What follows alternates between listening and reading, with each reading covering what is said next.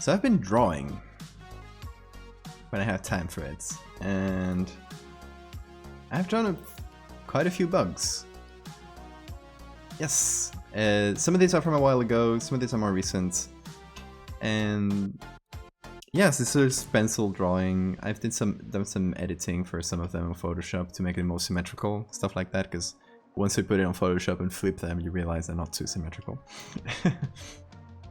So the idea for this one is kind of do a review of all the parts so far and analyze them from the more scientific perspective of the guy who's found all the evidence, and kind of that way build a bit on that character. So this is the larva, this is the pupa, and I guess I'll show you where they come from, because each of them comes from one of the parts of the story. So the larva comes from this one here, where they find it in Antarctica in the ice. So I tried to draw them close to their photo counterparts, kind of like he's drawing them from the photo. Thank you, guys. Second one is the pupa, you can see here on the right. It's from the very first part. But this one, where they get this out of the ground. Next one is one adult. I did two adults, two different ones, to kind of show that they do different forms, I guess. So adults in scientific terminology, which is imago. The first one is from the circus, which is, hold on.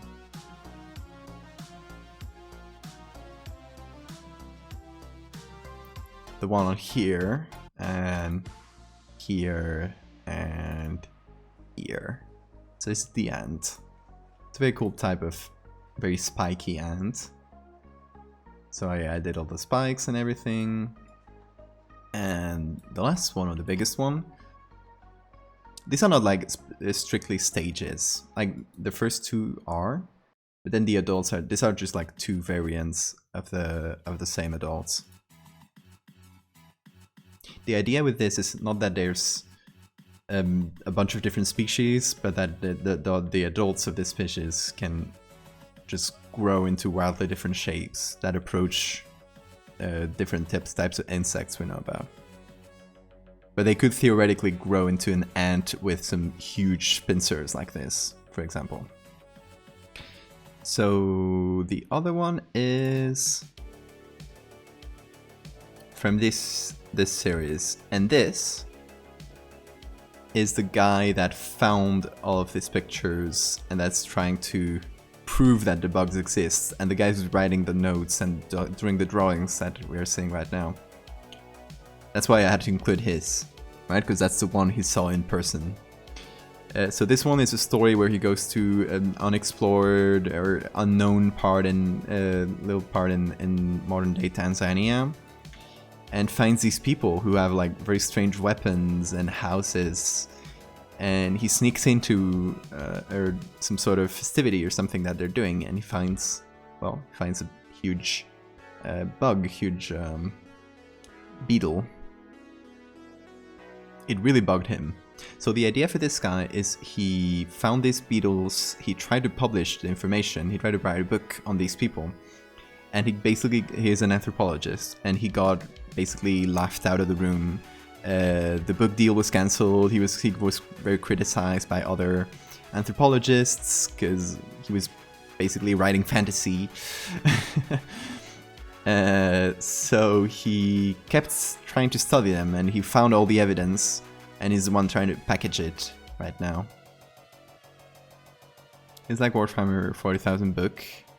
They fight some sort of xeno insects, so they develop uniquely to fulfill certain roles. Yes, that's more or less what I'm trying to go for, where each of them, some like maybe pheromones or the environment they pupate in will determine how they look like.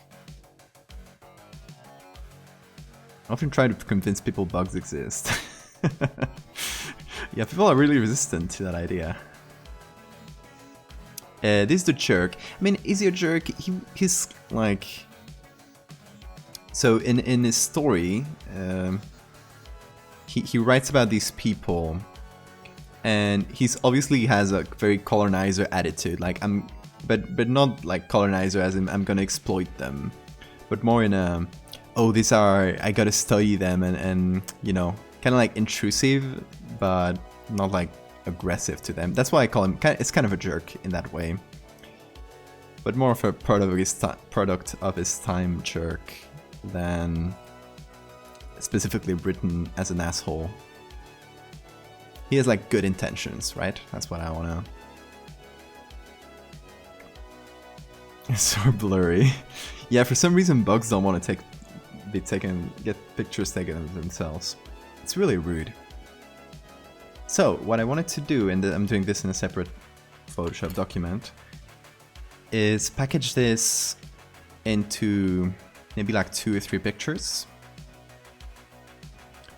And there's a text that I wrote with them. So I want to do bits of the text with each of the drawings and sort of do this like I'm taking pictures of the details in the page and we see some text to kind of bring context to it. I'll read the whole thing for you because you guys are here, but we'll probably just see the snippets of the text. Got the full page here. Let me remove all the drawings. Okay. Well, I got quite a few things. I was testing the typewriter, so I typed all the layers in case I needed to correct something. This is the name of the guy, Nigel Buckley. So, what can we glean from... Oh, so this was written on actual typewriter and then scanned. That's why it looks realistic. Bugs do not exist. You made them up. Bugs are not real. So, okay, about these bugs. This is like, imagine it's a random page of his notes. What can we glean from the few sightings we have documented of these creatures? They are clearly related to insects in nature, yet it is hard to determine where exactly they fall in the tree of life. A matter I cannot solve is how to classify them all. Classify all the different forms we have seen. Are they part of the same species, or perhaps a broad? You can see I made an error here. Broader genus or family. Provisionally, I have decided to treat them as a single genus, which I call Megalomorpha. Which is, finally we see the names of these bugs. They haven't had a name until now, I guess. I will not try to delve deeper into the classification with only the sparse information I possess. One thing I can surmise is that their life cycle broadly looks like... one thing I can surmise is what the life cycle broadly looks like. I missed a point here, a dot. It appears to be similar to the members of the superorder Endopterygota, which is insects that go through the full metamorphosis. Including butterflies, beetles, and ants. You can see I made some errors here, just things like I'm gonna delete. It's a good thing about writing on a typewriter and then scanning it, so you can edit it like any other document. So basically all the things we've seen in this series are part of the bugs that go through metamorphosis. It's kind of an important thing to these bugs. The whole larva, pupa, adults, right? We've seen larvae a couple times, we've seen a pupa, and we've seen a bunch of different adults. So the life cycle would start as an egg and then hatch into a larva. Due to the larva specimen stuck in Antarctica ice, we can imagine this stage takes place at least partially underwater, until the grub comes to full size. At some point, the larva would encase itself into a pupa and form a cocoon, as was found in the Viking burial ground, which is the one I showed before, where they're digging up the pupa. We don't know if the Norsemen buried it, or if the cocoon phase takes place underground. The medieval monastery stories tell us that the cocoon was found with fishermen in the water. Well, I guess fishermen should be all together here. And this is from the last part I've done in the series, which was a while ago now. That tells the story of this monastery that kind of starts straying away from Christianity in some part in Spain, and starts adoring this bug that they find and that somebody finds in the water. Like they find a cocoon, and this is the cocoon and the pupa, and this is the bug getting out of it.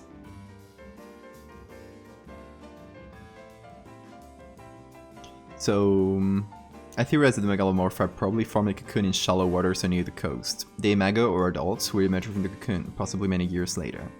I cannot say if the myriad forms we see are due to the extreme individual variability of the fact that several species of Megalomorpha may exist. Something that makes me lean towards the single species variability hypothesis is the fact that the molt of one of them was found in let me find it. It's one of the first ones. This one. So this is the only thing that strays away from that whole larva pupa adult thing, because molts are something that doesn't happen in those types of species. So these molts are more common in insects that go through partial metamorphosis, but this one had fully grown wings, as you can see, which leads me to believe this individual may have gone through a radical change of form, perhaps into a wingless body. So the idea is that they change forms, and well, they can have all this multitude of forms, and they can change from one to the other if they kind of molt into it. I'm gonna post script-like photos of real things now. I was trying to defend that they're real. Photo of duck. Okay, that would be a very fun one. So I make one of my edits from scratch. Like, I wouldn't take a real photo of a duck, but I add a duck in Photoshop and try to make it spooky and say that this weird creature was found in make a story around it. And it's just a regular ass duck. Multitude of forms. Anyway, here we are, and I want to make these little snippets. Like, I think I made one already. Oh, here. Okay, so I think this might be the first picture.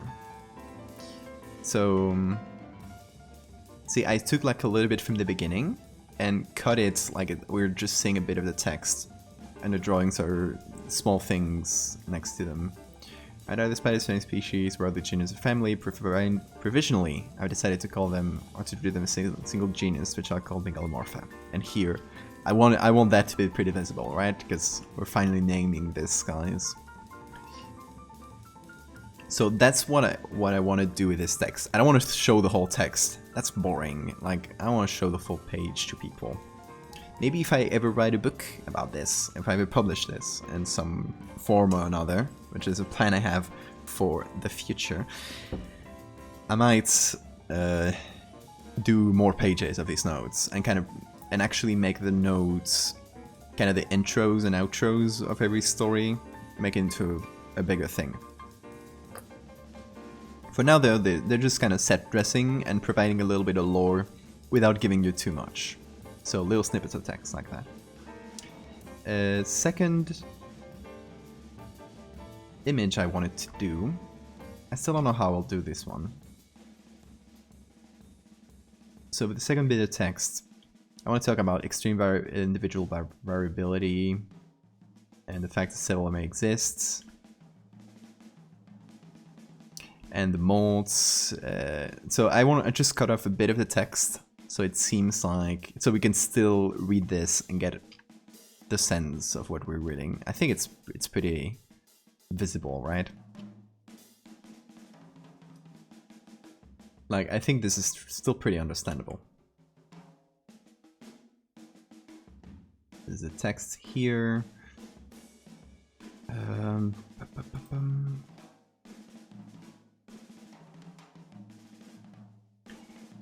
I want to include this drawing, but I feel like with this crop it's gonna be hard. I may only be able to do this, or I have to change the crop pretty wildly. Okay, Nathan. Good luck with that. Can't wait to see what you come up with.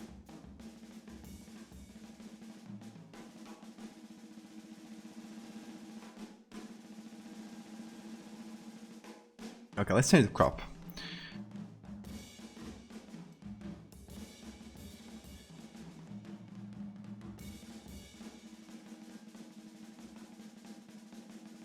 I don't know what to do exactly with this. Maybe add more text into the corner here.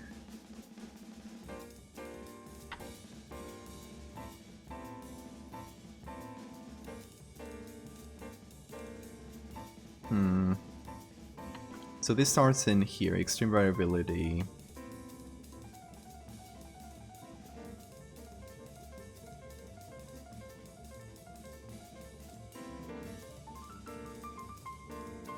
So maybe I just get this corner. Let me see if it would make sense just reading this. Some board the larva, something about a hard cocoon, as was found, something about a nourishment burying underground. The devil was found by fishermen, which I now have to... let me do this.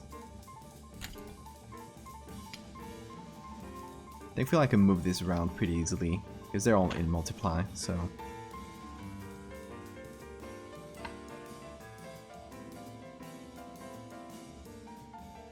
Oh, it's been cut.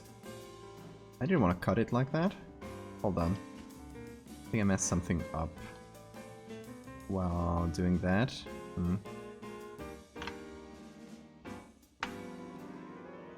Okay.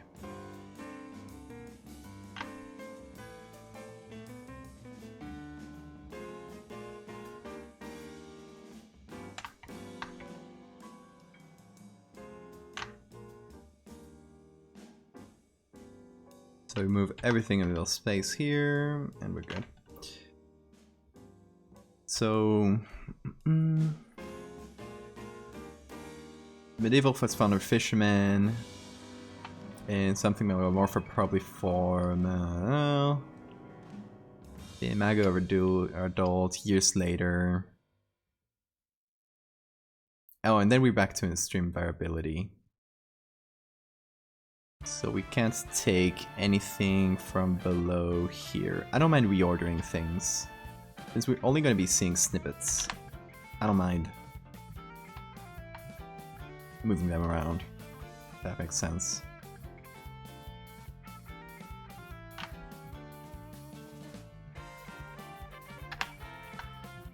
So maybe I start with a life cycle thing here.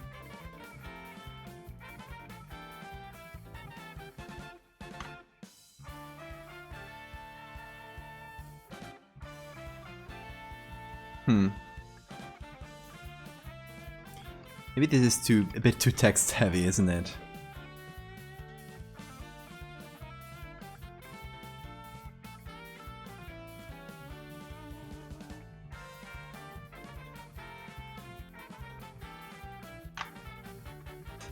A bit text heavy.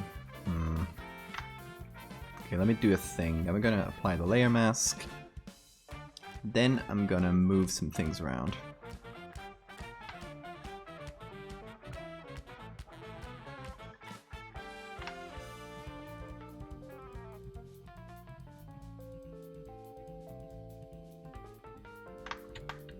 Leave some blank spaces, make it a little bit more readable.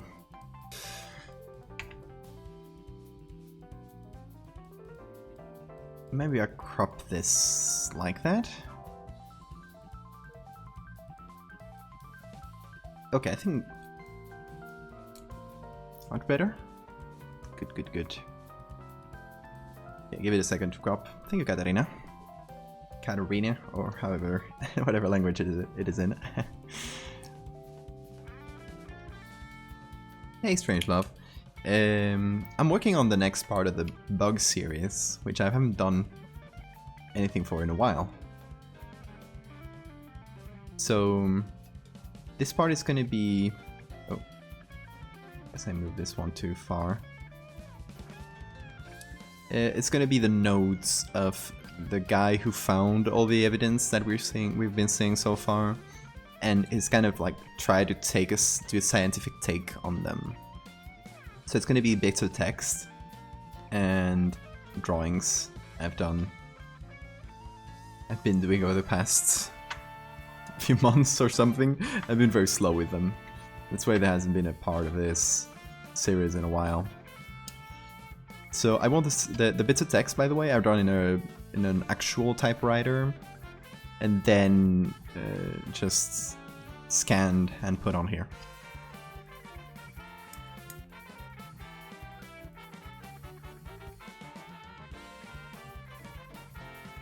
So these are slightly different crops, which is fine.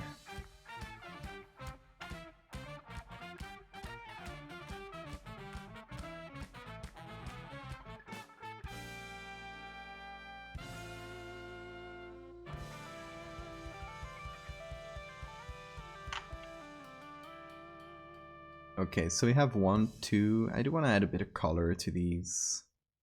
So I might do photography filter. No, photo filter. Give it a bit of orange or something. Yeah.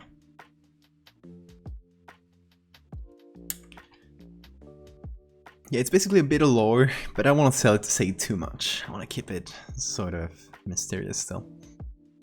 While going for practical effects, this is basically, yeah, that's basically the equivalent of practical effects.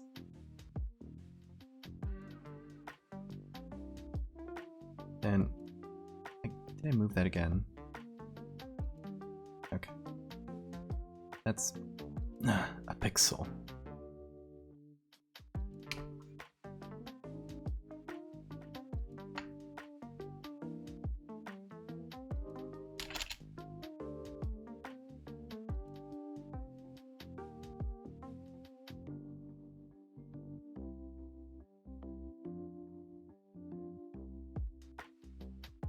Hold on, I'm trying to make all of them the same size if possible. I'm gonna move things a little bit.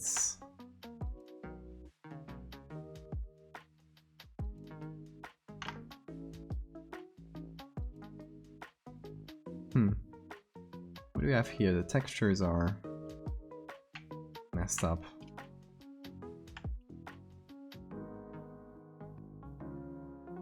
Okay. Oh. The textures are just a bit too small, looks like.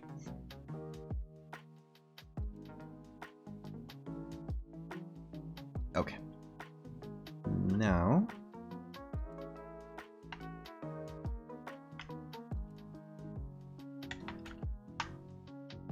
we have the camera filter.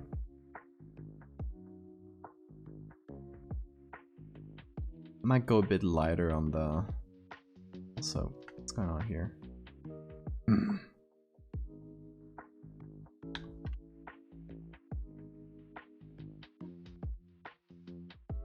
Okay.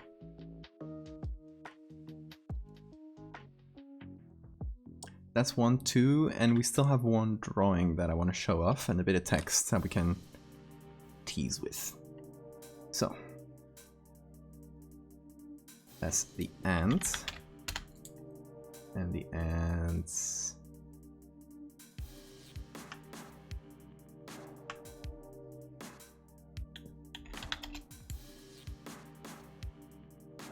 Here we have the other ones we did. And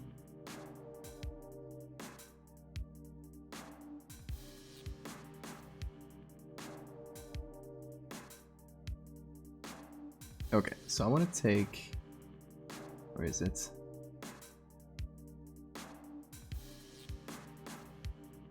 This one.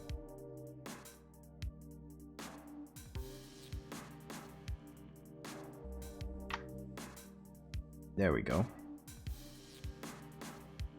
Like the last one we need to show off. Some cool paper texture. Yeah, it's pretty grainy. It's kind of, it's very textured. I don't know if I'll tone it down just a tiny bit. It's too much, I don't know. Then we got some letters.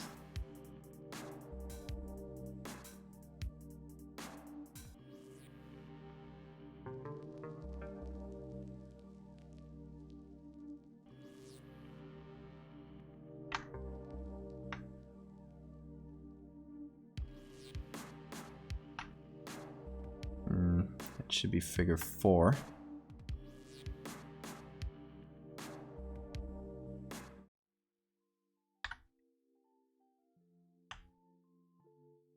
And this one's kind of important to the character because it's the one he found. This is what kicked this guy into trying to study these things and kickstarted, I guess, the whole story. So it's important. And then for text that we can put with this, I guess we'll do it like the ant. We'll try to keep it to one side and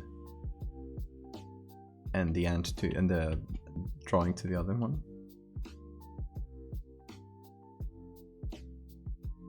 So we have already seen this part. Provisionally, I've decided to call them Megalomorpha.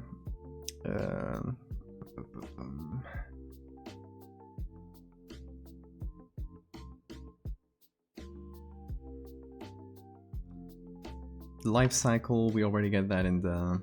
yeah. Oh, so we don't have a lot more text. We only have this bit of text left. At least that would be important. It appears to be similar to the members of the superorder and the Pterygoida.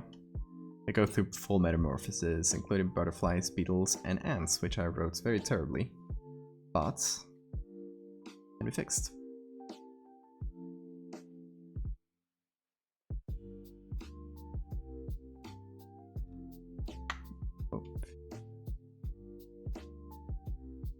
Professor, your uni would have loved me. What's that?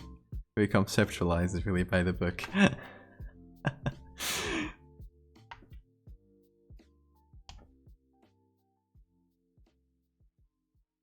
Well, you can always tell them about me.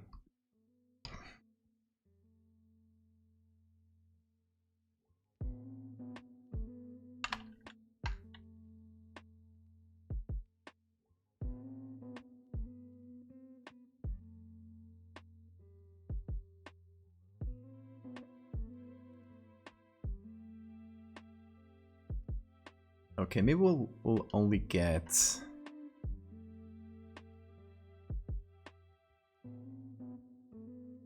a little bit of text like that.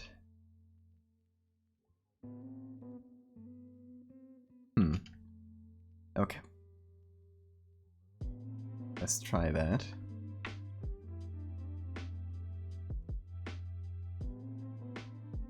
And then I do something. So I'll take this and do Ctrl-J to move it to a separate layer. And I want to get just this one word. Endopterygoda.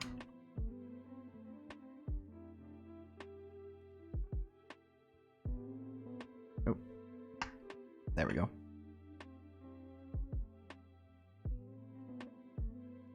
And we need...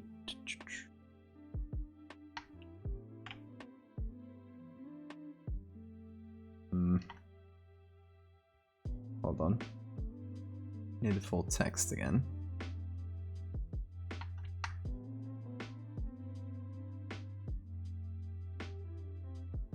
There we go.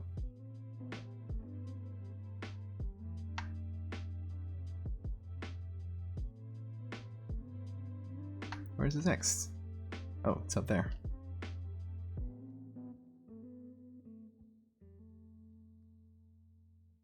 There we go. That's exactly what I needed. Just this little symbol. Ctrl-J, please. No, Ctrl-J.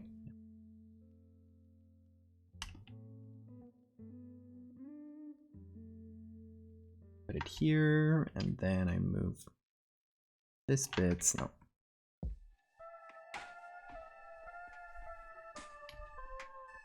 This.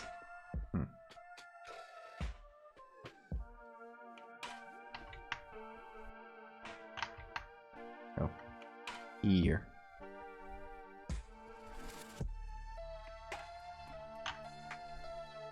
It's got to line up because, you know, typewriters. Okay, so In terms of this, I might remove this S. Right. Oh, there we go. Let's copy this one.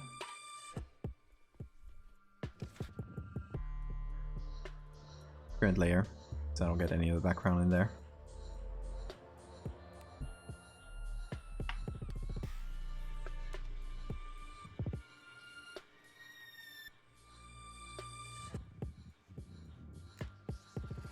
There we go.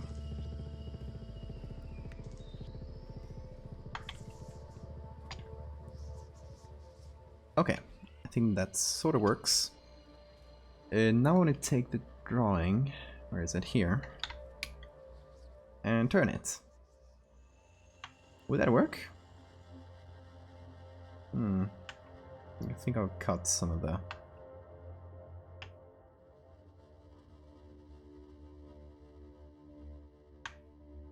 Do you guys think it would work in a style like that?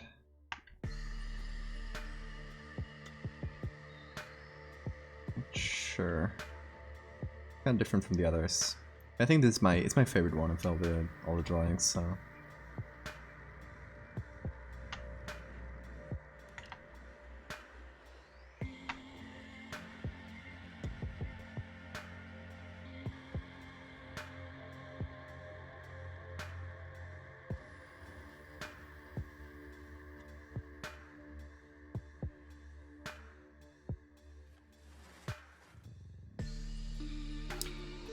So I think that would be it in terms of that.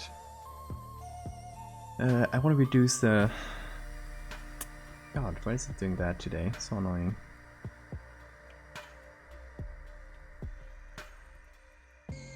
Reduce the vignettes, because I obviously went a bit too far with it.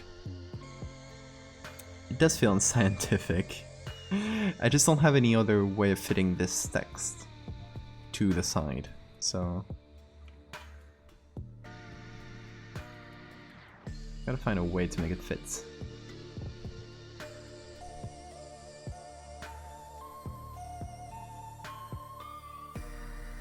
Give it a little bit more yellowing, you know, for the old look.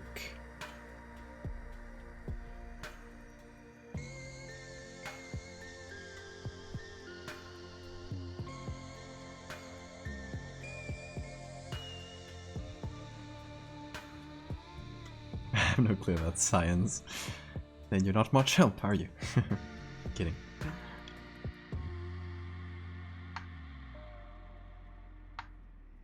Okay. Yeah, feels a bit better without all those very strong vignettes. It still has a bit, but you know.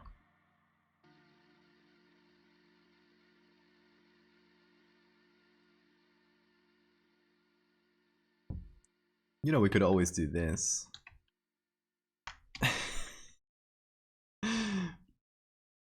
And leave the text on its side. I don't know. It could.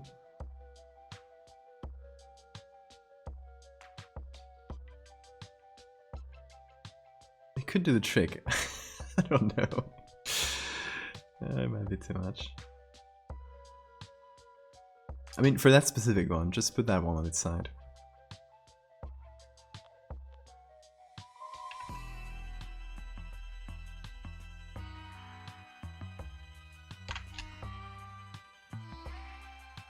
It's the best way of fitting the text.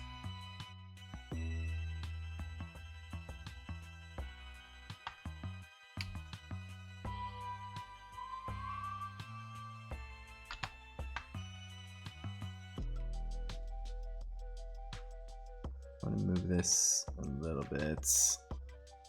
I don't want to lose any of the...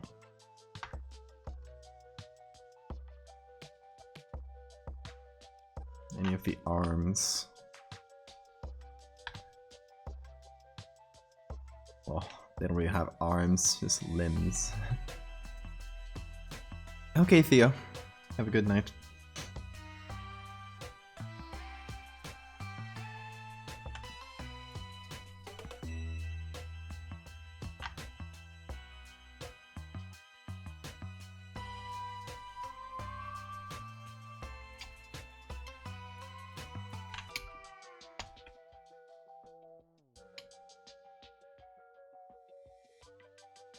What would work better, you guys? I'll leave that up to the public.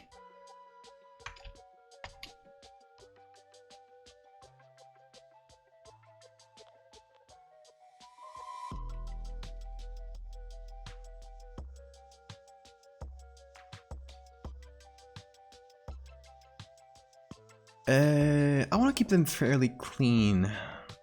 I want to go for scanned. I want to go more for picture of the paper. Because if you scan it, you'll lose all the detail in the drawings. It'll just become very two-tone.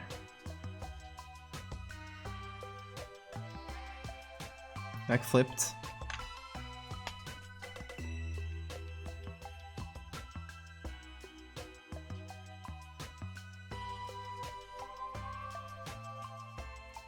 Archive-ish.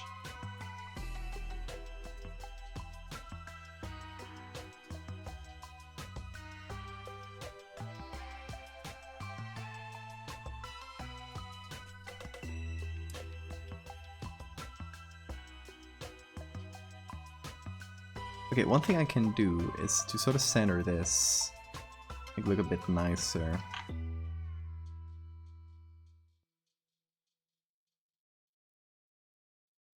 Let's move this a bit towards the center. Get a bit more space, perhaps. And from the full text, get this bit here. Control Alt J. Oh. Why is possesses there?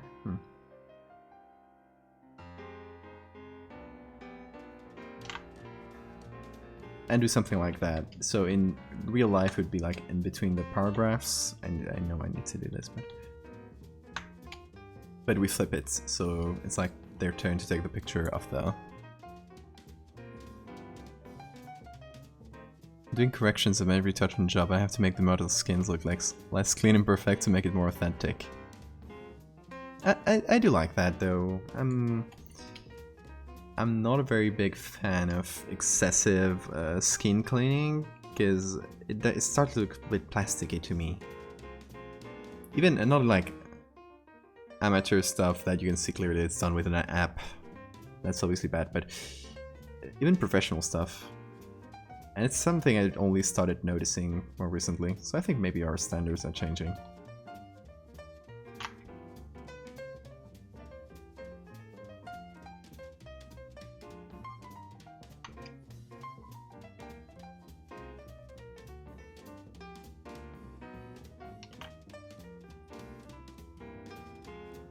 The unretouched skin looks too retouched? Oh, you mean they... Oh! So it's not like you retouched too much and they tell you bring that back down or something. You're making the natural skin look less retouched? What? You're like adding blisters or what? What are you doing? Okay, that's weird. Yeah, I agree.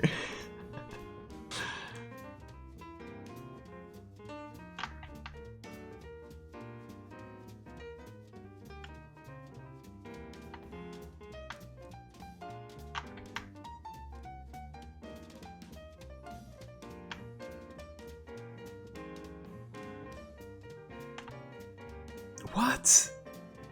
That's so weird. Huh.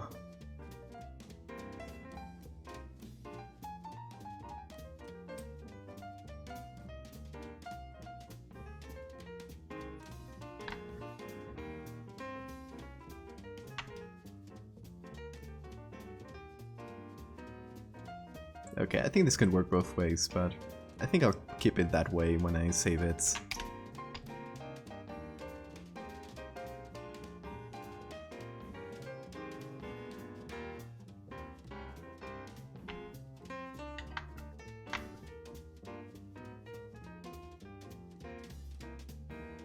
Let's see, I just centered it a bit, and now we can see the full bug, which I think is a bit nicer.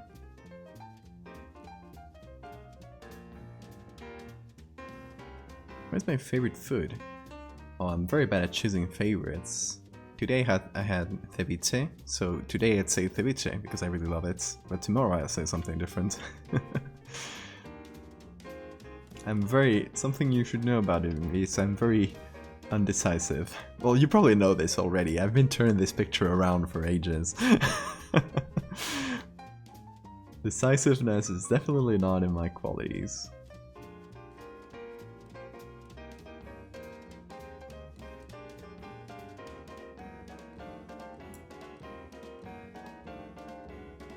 Oh, it's the makeup. So they overdid the makeup and they're asking you to put more texture into the skin.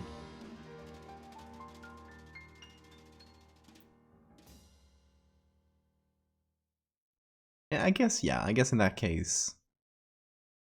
That's not as weird. Alright, so I think that's gonna be the next part of our bug series. It feels a bit weird to have a part without edits. Oh, this is gonna be one. I think I nearly forgot. There's this one, which is him. It's our guy, Mr. Nigel Buckley. Many years later, after his last time we saw him was here.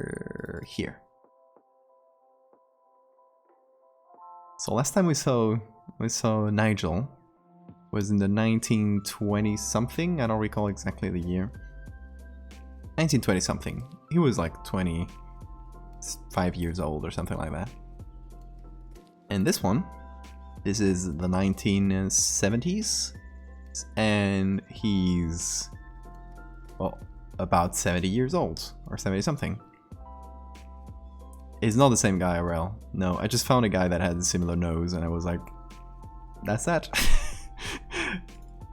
I mean, if we look at them, like, okay. Zoom in on him. Give me a little zoom. There we go. That's...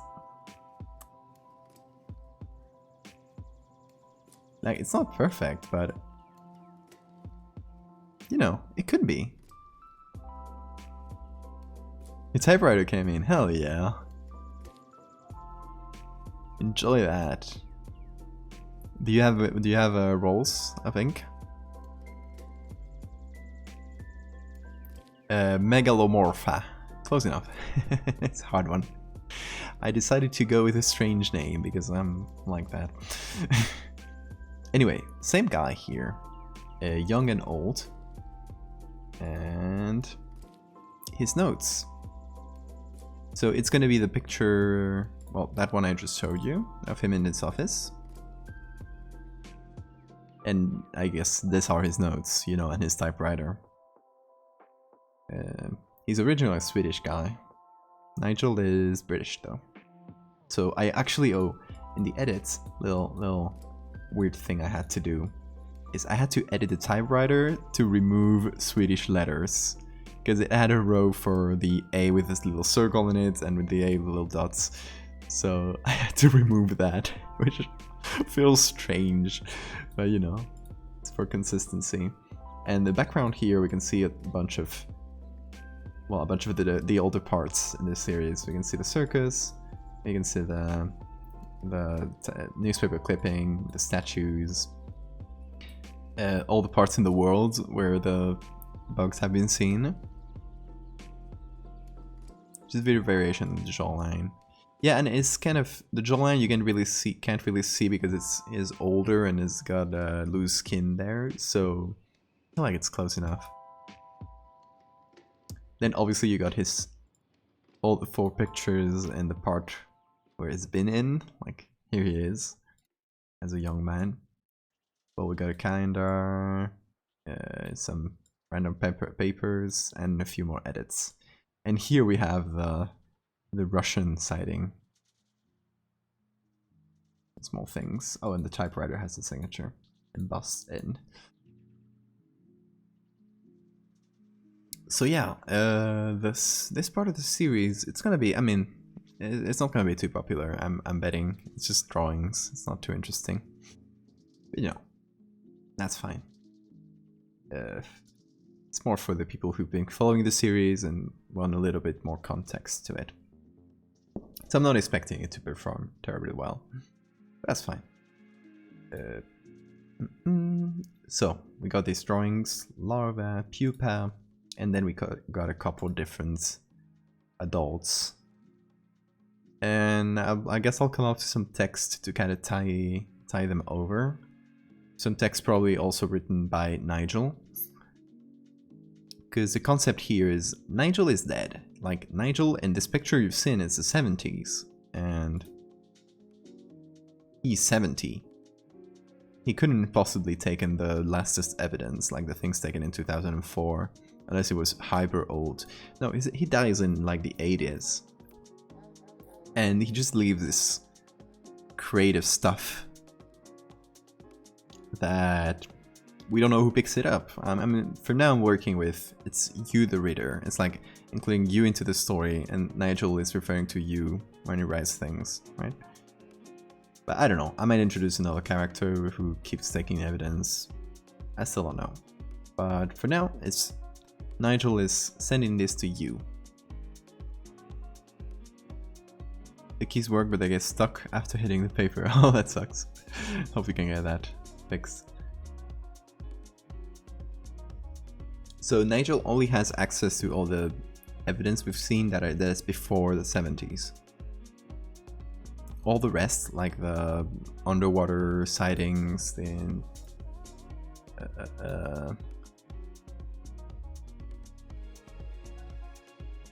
like this one is from 2006, so he couldn't possibly have known about it. He was way dead by then. And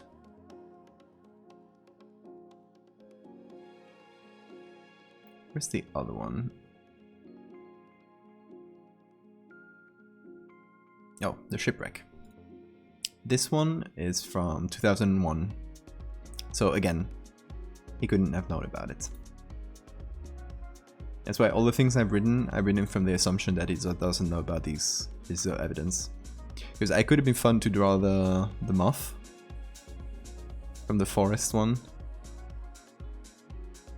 Would have been fun to draw this one as well, but he didn't know about it, so we can't do it.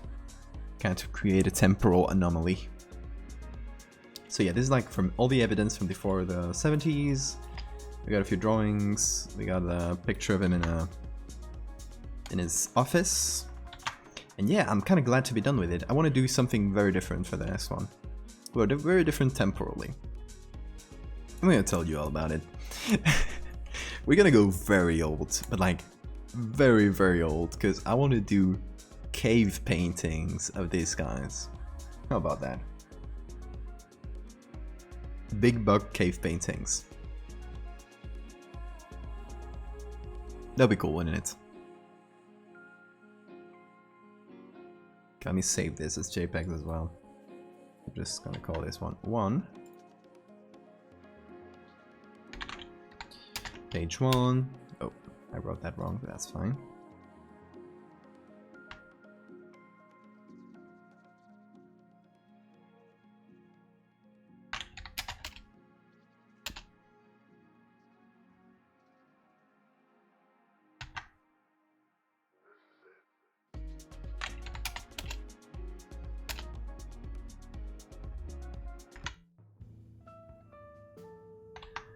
Okay, so this is saved.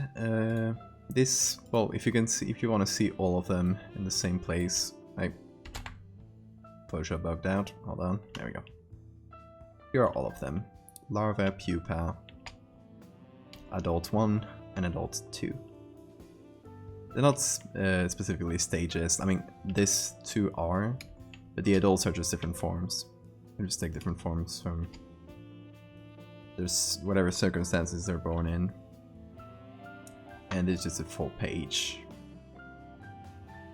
Just bunch of lore.